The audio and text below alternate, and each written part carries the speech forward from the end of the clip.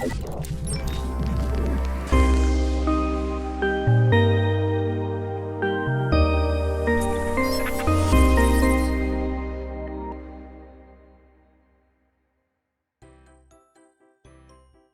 what's going on here, ladies and gentlemen? The Bearded Baron here, bringing you guys another killer breakdown video.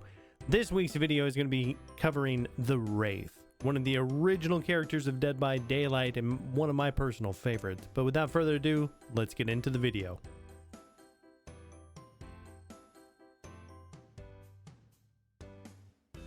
Alright guys, first things first is the perks and the abilities. Now, for as far as teachable perks are concerned, first up, we've got Predator, and this is going to allow you to track survivors much easier. If you're having a hard time trying to track down survivors, using Predator is going to bring those scratch marks a little bit closer together and be able to get them. Next up is Bloodhound. Again, another great finding survivor perks. After you hit a survivor, they're going to bleed a lot more. It's going to show up a lot more clearly. Lastly is Shadowborne. Now, Shadowborne is going to change your field of view depending on the how much of it you have it unlocked, with a maximum of 15 degrees. He does have a base speed of 4.6 meters per second, base terror radius of 32 meters, and his power is the Wailing Bell. Now, the Wailing Bell is going to allow you to go cloaked and uncloaked. This is a great tool for being able to sneak up on survivors. You can do a lot of really great builds, especially with the add-ons with it, to be able to knock down survivors. But without further ado, let's get into the actual gameplay.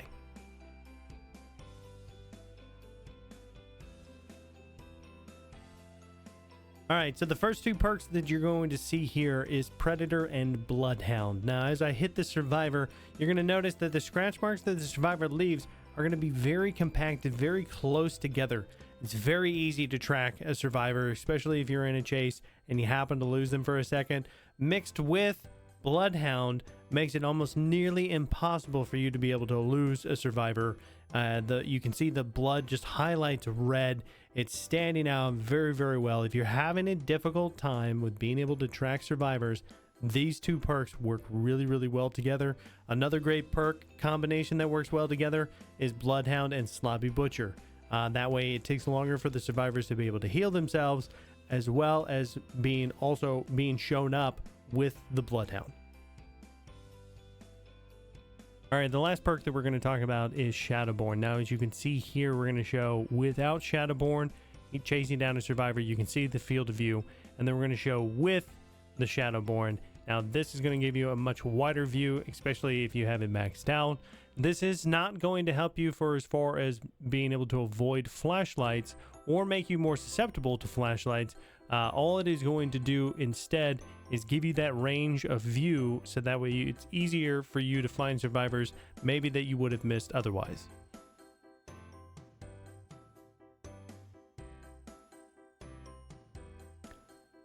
Now, Wraith is not without his disadvantages, just like any other killer. His primary one, though, is survivors with flashlights. These flashlights are going to be able to burn the Wraith out of his cloaking ability. I'm going to show both from a survivor's perspective as well as a killer's perspective to show you the stun that happens. You don't even have to get it into the Wraith's eyes in order for it to be effective, which is why the Wraith ends up sitting pretty low on the killer tier list. Also, while the Wraith is in his cloak mode, he cannot hit a survivor. He can still grab out of a locker, he can still kick a generator, he can still break a pallet, but he can't actually M1 a survivor unless you come out of cloak first. Another great thing about the Wraith's cloaking ability is that if you're standing still, the Wraith becomes completely invisible. Now, we can see here on the stairs down into the basement, the survivor does not know that I'm here. He goes for the save, not knowing that I'm right around the corner, and I'm able to get an easy hit. Likewise, for the hatch, if you can find the hatch, you can actually coax the survivor out of hiding to be able to come to try to take the hatch, but by standing over it, we reject him from that. We're able to close the hatch without even coming out of cloak, and then at that point in time, he knows that the game is done, and we can easily down him to get the 4K.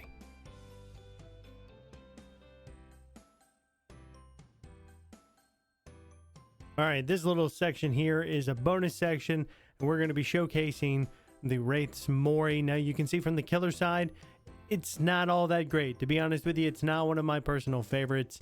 It's kind of boring, but this is one of the first original killers of Dead by Daylight. So creativity for as far as a Mori, I don't think that was high up on their list at that point in time. But as you can see from the survivor's perspective, it is still quite terrifying to get Mori'd. And it's still a great killer at the end of the day.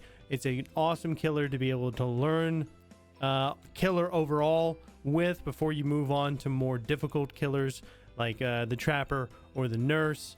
So it's a great launching killer, especially because you don't have to buy any DLCs or anything to be able to unlock him.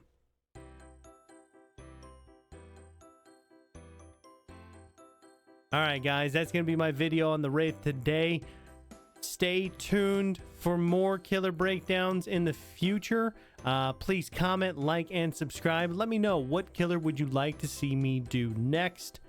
But until then, everybody have a wonderful night, and I'll see you next time.